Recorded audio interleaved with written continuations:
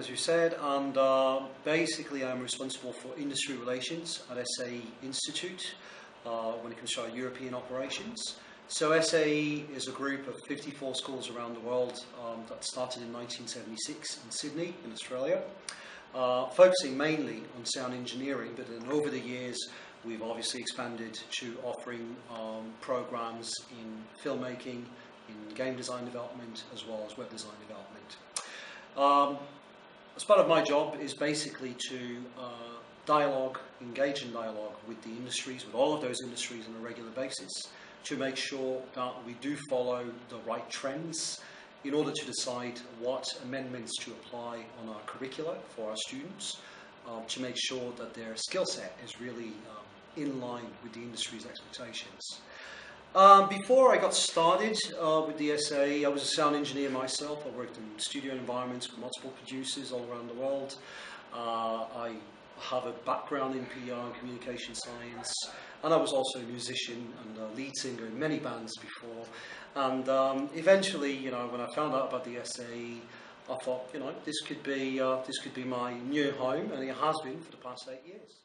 A typical working day mainly consists of lots of Skype, phone calls, Skype conferences, phone calls, meetings, and drafting proposals when it comes to partnership agreements with the gaming, the film and the music industries.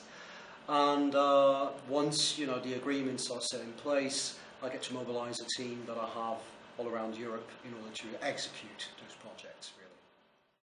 I'd say definitely the will to just constantly want to learn. So, I do read a lot when it comes to all of those industries on a regular basis to make sure that obviously I'm up to date with what's happening.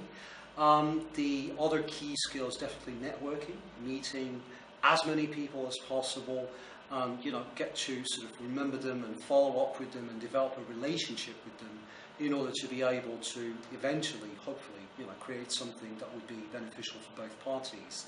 But initially, I'd say the key skills really were the fact that I myself have a technical background when it comes to the music technologies. And of course, on top of that, over the years, I've developed quite the understanding of the commercial aspects of all those entertainment industry sectors. Wow, okay, well, what? Definitely music. In general, I've been listening to music for as far as I can remember. I literally listen to all types of music, from opera all the way to death metal, without forgetting about, obviously, electronic music and rock and blues. As to who, it's a bit of a hard one, to be honest. I'm not exactly sure as to what I would say on that one, so I'll just leave it at that.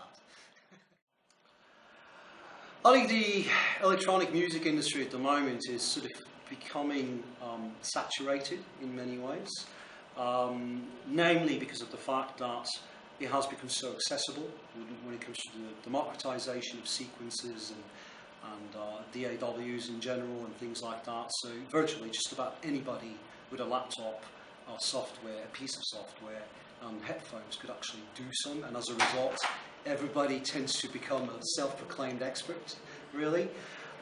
So I guess what I'm trying to say is that there's a lot of noise at the moment, and it's becoming increasingly hard to be able to filter through that very noise.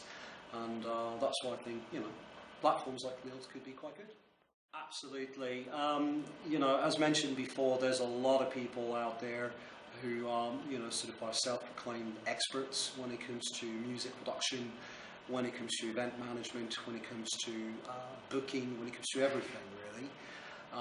And despite the fact that there are quite a few platforms out there, such as LinkedIn, for instance, which is, let's be honest, the biggest one out there when it comes to professional social networks, it's become really hard to really sort of identify the genuine ones versus the aspiring ones and the enthusiasts. I mean, one could call them wannabes, but I won't.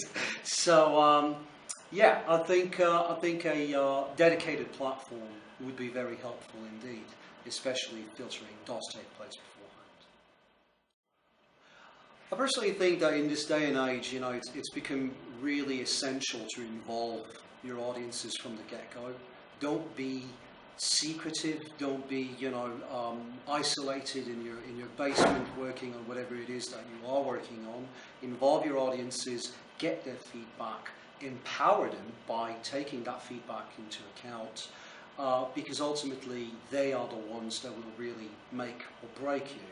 And I think that's valid when it comes to just about anything at the moment, really, because everybody thinks about changing the world while sort of being isolated, but ultimately if the public is not going to be there to sort of embrace it, well, it's going to be worthless, really.